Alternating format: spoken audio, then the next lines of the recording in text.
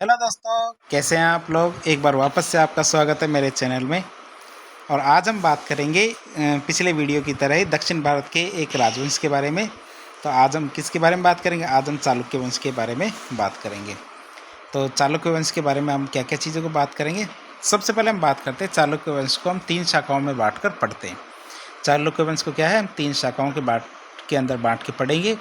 यह आपके सिलेबस के अंदर सबसे इम्पोर्टेंट टॉपिक है, इसको आप ध्यान से पढ़िएगा। सबसे पहले 3 शाखाओं की बात करें तो सबसे पहले हम पढ़ेंगे वातापी के चालुक्य। कहाँ के? वातापी के चालुक्य। और वातापी के चालुक्य को हम बादामी के चालुक्य भी कहते हैं। यही हमारे पश्चिमी चालुक्य भी माने जाते हैं, जिनका शासनकाल 543 ईस्वी से 757 ईस्वी तक रहा था। अर्थात वातापी के जो चालुक्य है उन्हीं को बादामी के चालुक्य या पश्चिमी चालुक्य भी कहते हैं। दूसरे हम पढ़ेंगे कल्याणी के चालुक्य। कहाँ के चालुक्य? कल्याणी के चालुक्य, जिन्हें हम क्या कहते हैं? पश्चिमी चालुक्य कहते हैं। ये हमारे पश्चिमी चालुक्य कहलाएंगे। लेकिन जो वेंगी के चालुक्य हैं उनको हम पूर्वी चालुक्य कहते हैं। तो हमारे पश्चिमी चालुक्य तो 2 हैं, वातापी के चालुक्य और कल्याणी के चालुक्य। साथ ही साथ पूर्वी चालुक्य किसे कहेंगे? वेंगी के चालुक्य को हम पूर्वी चालुक्य कहेंगे। तो हम इनके बारे में एक एक करके अध्ययन करना शुरू करते हैं। सबसे पहले हम बात करते हैं वातापी के चालुक्य, जिन्हें बादामी के चालुक्य भी कहते हैं। तो उनके बारे में क्या क्या जानकारी लेंगे हम। सबसे पहले बात करें वातापी के चालुक्य, बादामी के चालुक्य, उनका संस्थापक कौन था? जयसिंह। जयसिंह ने इसकी स्थापना की थी। अब इनके बारे में हम बात करें तो किन किन के अध्ययन करेंगे हम, चालुक्यों के अंदर किन किन का अध्ययन करेंगे। सबसे पहले हम जयसिंह का अध्ययन करेंगे, फिर रणराग का अध्ययन करेंगे। और इसी तरह हम सबसे पहले जयसिंह का, फिर रणराग का, फिर हमारे कीर्तिवर्मन है, कीर्तिवर्मन प्रथम का, फिर मंगलेश का, फिर पुलकेशिन द्वितीय का, फिर कीर्तिवर्मन द्वितीय का। तो इस तरह से हम, वैसे तो शासकों के बारे में बात करें तो शासक तो काफ़ी सारे थे, लेकिन जो प्रतापी शासक थे या इम्पोर्टेंट शासक थे, हम उनके बारे में थोड़ी थोड़ी जानकारी लेंगे। तो एक एक करके इनके बारे में हम जानकारी लेंगे, आप हमारे साथ बने रहिए।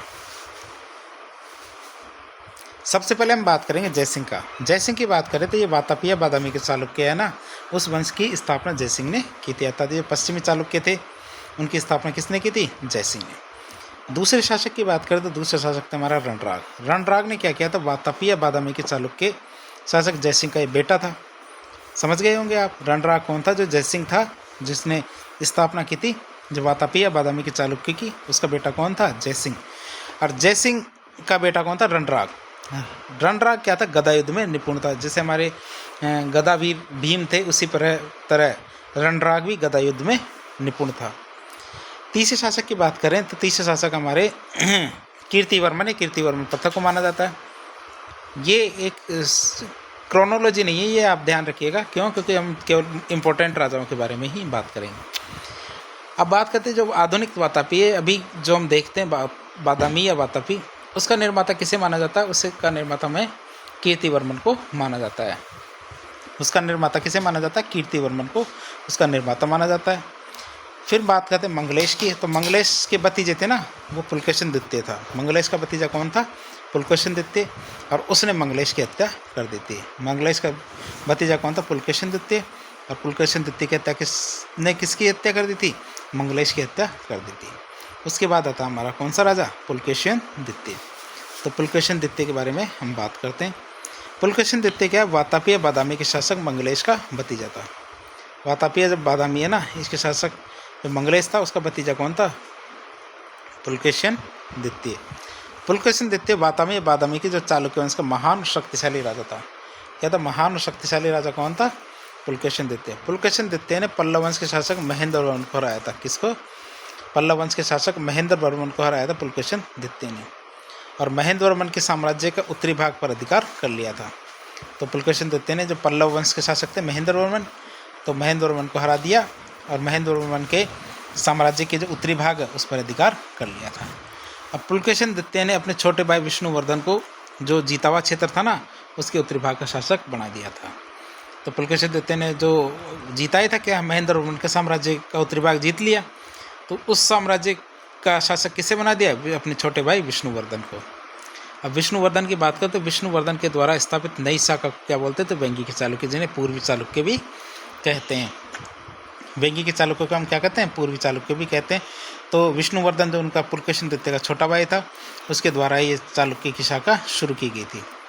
पुलकेशिन द्वितीय ने क्या किया था? हर्षवर्धन को हराया था। पुलकेशिन द्वितीय ने क्या किया था? हर्षवर्धन को हराया था। और हराकर क्या किया था, परमेश्वर की उपाधि धारण की थी।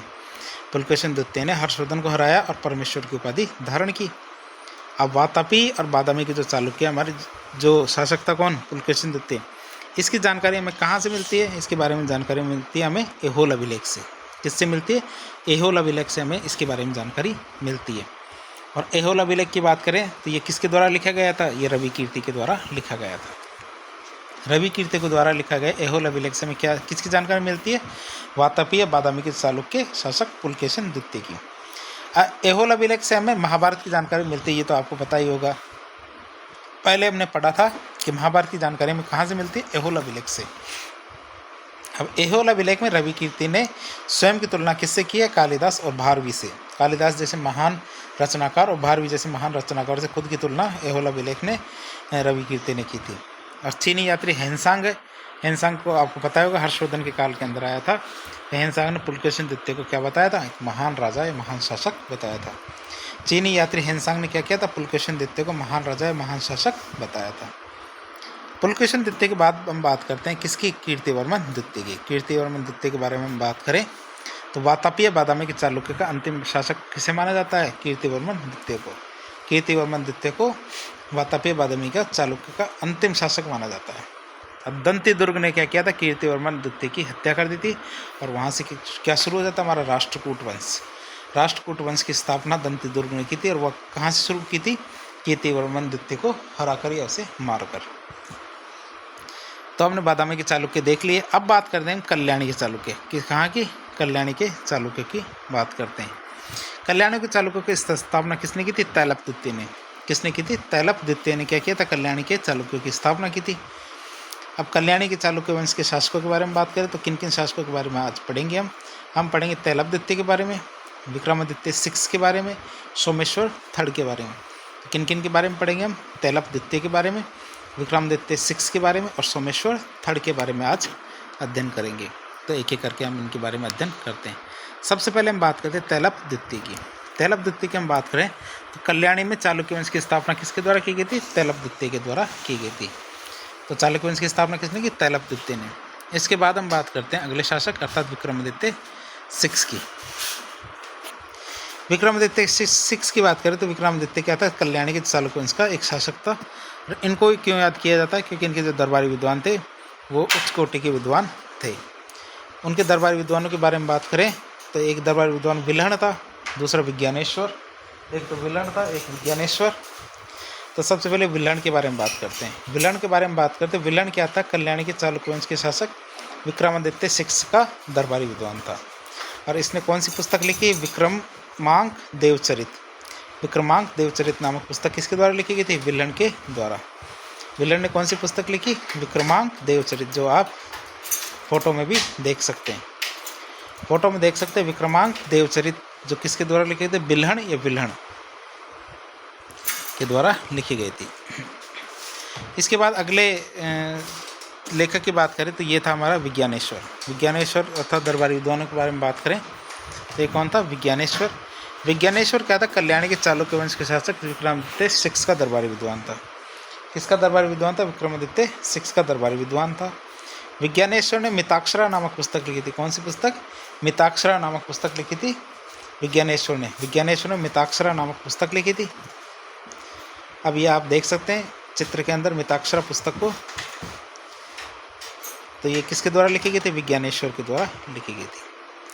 आगे हम बात करें विज्ञानेश्वर के द्वारा जो मिताक्षरा पुस्तक लिखी गई थी ये क्या थी। इस पुस्तक की बात करें मिताक्षरा की तो ये याज्ञवल्क्य की स्मृति थी ना, इस पर लिखी गई टीका या फिर शॉर्ट नोट्स थे। शॉर्ट नोट्स किसके थे, याज्ञवल्क्य की स्मृति पर लिखी गई टीका या शॉर्ट नोट्स थे क्या, जो विज्ञानेश्वर के द्वारा लिखी गई मिताक्षरा पुस्तक। तीसरे विद्वान के बारे में बात करते हैं। तीसरा विद्वान हमारे थे सोमेश्वर थर्ड।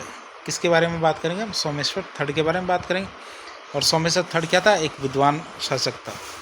साथ ही साथ सोमेश्वर ने मानसोल्लास नामक पुस्तक की रचना भी की थी। इनकी द्वारा लिखी गई पुस्तक का नाम क्या था, मानसोल्लास। कौन सी पुस्तक थी, मानसोल्लास नामक पुस्तक लिखी थी सोमेश्वर थर्ड ने। आइए आप देख सकते हैं मानसोल्लास के बारे में। मानसोल्लास एक सांस्कृतिक अध्ययन, और ये किसके द्वारा लिखी गई है, सोमेश्वर के द्वारा। ये आपके सोमेश्वर कृत मानसोल्लास। अब बात करें मानसोल्लास पुस्तक का विषय क्या था, तो मानसोल्लास पुस्तक का विषय क्या था, शिल्प शास्त्र। मानसोल्लास पुस्तक का विषय क्या था, शिल्प शास्त्र। और इसके अंदर क्या क्या है, इसके अंदर है भोजन बनाने की विधियाँ। इसके अंदर भोजन बनाने की विधियों के बारे में बताया गया है। अर्थात मानसोल्लास क्या है, पुस्तक में शिल्प शास्त्र और भोजन बनाने की विधियों का उल्लेख किया गया है। कई बार परीक्षा में पूछा जाता है किस पुस्तक में भोजन बनाने की विधियों के बारे में वर्णन किया गया है, तो ये हमारी जो मानसोल्लास है उस पुस्तक के बारे में। तो इस तरह हमने जो कल्याणी के चालुक्यों के बारे में देख लिया, बादामी के चालुक्यों के बारे में देख लिया। अब हम बात करेंगे वेंगी के चालुक्यों के बारे में। वेंगी के चालुक्यों के बारे में बात करें तो उनका संस्थापक किसे माना जाता है, उसका संस्थापक विष्णुवर्धन को माना जाता है। किसको माना जाता है, उसका संस्थापक विष्णुवर्धन को माना जाता है। और वेंगी के चालुक्य वंश के शासकों में हम किसको पढ़ेंगे, हम केवल विष्णुवर्धन को पढ़ेंगे। अब विष्णुवर्धन की बात करें तो विष्णुवर्धन ने वेंगी में चालुक्य वंश की स्थापना की थी। तो हमने तीनों चालुक्य के बारे में पढ़ लिया। अब हम बात करेंगे चालुक्य इतने इम्पोर्टेंट क्यों हैं, अर्थात चालुक्यों के द्वारा किए गए योगदान की। तो एक एक करके हम बात करते हैं। सबसे पहले हम बात करेंगे उनके सांस्कृतिक योगदान की। अब योगदान के अंदर जो उनके द्वारा सांस्कृतिक योगदान दिया गया उसको हम चालुक्य कला भी कह सकते हैं। भारत में 3 स्थानों पर चालुक्य कला देखने को मिलती है। तो चालुक्य कला के बारे में बात करते हैं, 3 स्थानों पर देखने को मिलती है। कहाँ कहाँ से, एक तो हमारे वातापी या बादामी से, एक ऐहोल से, एक पट्टाडकल से। पहले वातापी या बादामी की बात करें तो ये हमारे कर्नाटक में जो बीजापुर ज़िला है ना वहाँ पर है। दूसरा ऐहोल, ये भी हमारे कर्नाटक में बीजापुर ज़िले में। और दूसरी पट्टाडकल, तो ये भी हमारे कर्नाटक में बीजापुर ज़िला है, वहाँ पे पट्टाडकल है, पट्टाडकल कह सकते हैं आप इसे। वहाँ पर ये कला देखने को मिलती है। सबसे पहले वातापी या बादामी की बात करते हैं। तो वातापी या बादामी की बात करें तो चालुक्य ने वातापी या बादामी में शिवालय गुफा का निर्माण कराया था। किसका शिवालय और गुफाओं का निर्माण करवाया था, वातापी या बादामी भारत के कर्नाटक राज्य के जो बीजापुर ज़िला है वहाँ पे एक जगह का है, कौन सी, वातापी या बादामी। इसके बाद ऐहोल की बात करें तो चालुक्यों ने ऐहोल में बहुत सारे मंदिरों का निर्माण करवाया था, जिनमें खास मंदिर कौन कौन से हैं। एक तो लाडको शिव मंदिर है, ये जिसको लाडखान मंदिर भी कह सकते हैं, जो हमारे कर्नाटक भारत में है। अब ये लाडखान मंदिर है, तो ये आप लाडखान मंदिर देख सकते हैं, जिसको लाडको मंदिर भी कह सकते हैं, जिसमें आप यदि जाएंगे तो इसके बराबर जो मतलब शिलाएं, आप आश्चर्यचकित हो जाएंगे कि इनमें इतनी बड़ी बड़ी शिलाओं को किस प्रकार ऊपर रखा गया होगा और इससे जो आकृतियाँ बनाई गई। और ये आप देख सकते हैं, ये लगभग 1500 साल पुरानी मंदिर है, जिनका स्थापत्य आज भी सुरक्षित है। आगे बात करें, ये तो हमने लाडको मंदिर देख लिया ऐहोल के अंदर। इसके बाद हम बात करेंगे माँ दुर्गा मंदिर। कौन सा, माँ दुर्गा मंदिर, जो भी हमारे कहाँ ऐहोल के अंदर है। तो उस मंदिर के बारे में भी हम आपको बता देते हैं। यह आपको माँ दुर्गा मंदिर देखने को मिलेगा। यह आपको दूर से देखने पर इस तरह लगेगा जैसे हमारी पुरानी संसद थी, भारत की संसद, उस प्रकार इसी प्रकार बनी हुई थी। तो ये भारत की संसद का छोटा सा कैरिकेचर है, अर्थात छोटा रूप माना जा सकता है। तो ये माँ दुर्गा मंदिर है। तीसरा मंदिर हम बात करेंगे मेघुति का जैन मंदिर। तीसरा मंदिर कौन सा देखेंगे, मेघुति का जैन मंदिर। मेघुति के जैन मंदिर की बात करते हैं, ऐहोल कर्नाटक में है ये। और ये आप जैन मंदिर है, शुरुआती जैन मंदिर मान सकते हैं इसे कर्नाटक के, क्योंकि कर्नाटक में हमारे जो दिगंबर शाखा के जो भद्रबाहु जी थे, तो वो कर्नाटक आ गए थे और उन्होंने जैन धर्म का प्रसार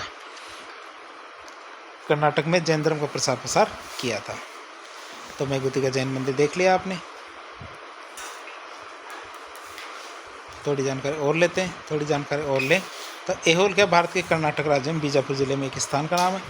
ऐहोल को हम क्या कहते हैं, मंदिरों का शहर भी कहते हैं, क्योंकि ऐहोल में क्या है, 70 मंदिर है। कितने, ऐहोल में 70 मंदिर निर्मित है।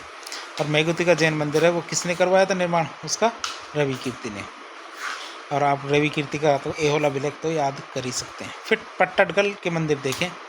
पट्टाडकल की बात करें तो पट्टाडकल में क्या 10 मंदिरों का निर्माण करवाया गया था। कहाँ, चालुक्य ने पट्टाडकल में 10 मंदिरों का निर्माण करवाया था।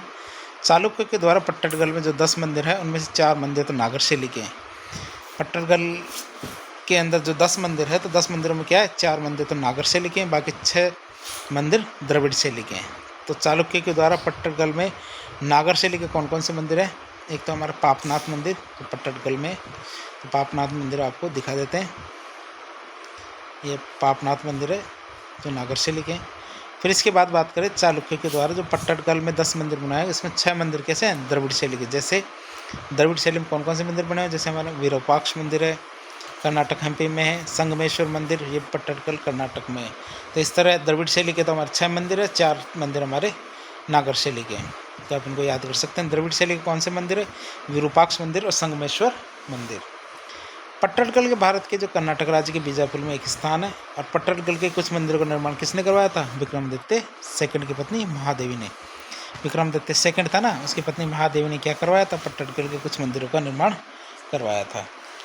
इसके बाद हम बात करेंगे हेनसांग की। हेनसांग के बारे में हम बात करें तो हेनसांग यात्री क्या है? चीनी यात्री हेनसांग के अनुसार चालुक्य शासक क्या थे? शिक्षा के व्यसनी थे। शिक्षा के व्यसनी अर्थात वो जिसे कहते हैं ना पढ़ाई का कीड़ा, तो उस तरह हम जो चालुक्य शासक को क्या मान सकते हैं? पढ़ाई का कीड़ा, अर्थात अध्ययन में वो बहुत ज़्यादा रुचि रखते थे। अब उनकी पुस्तकें के बारे में बात करें तो पुस्तकों के बारे में बात करते हैं। एक तो पुस्तक है जैसे हमारी शब्दावतार, जैनेन्द्र व्याकरण, नीति वाक्यामृत। तो एक एक करके हम जो चालुक्य के टाइम की जो हमने स्थापत्य कला देख ली, अब साहित्य कला के बारे में बात करें तो पुस्तक हम देखें तो सबसे पहले शब्दावतार है। तो शब्दावतार पुस्तक है वो गंगा राजा दुर्विनीता या गंगराज दुर्विनीत के द्वारा लिखी गई किताब थी। और ये क्या थी? ये व्याकरण की एक पुस्तक है। ये क्या है? एक व्याकरण की पुस्तक है। दूसरी किताब देखें तो जैनेन्द्र व्याकरण है। और जैनेन्द्र व्याकरण किसने लिखी थी? उदयदेव पंडित के द्वारा लिखी गई थी। ये हम पुस्तकें किसकी बात करें? चालुक्य के टाइम की जो साहित्य कला है उसके बारे में बात कर रहे हैं। आगे हम बात करें तो अगली आती है नीति वाक्य अमृत। नीति वाक्य अमृत पुस्तक किसने लिखी थी? सोमदेव सूरी ने।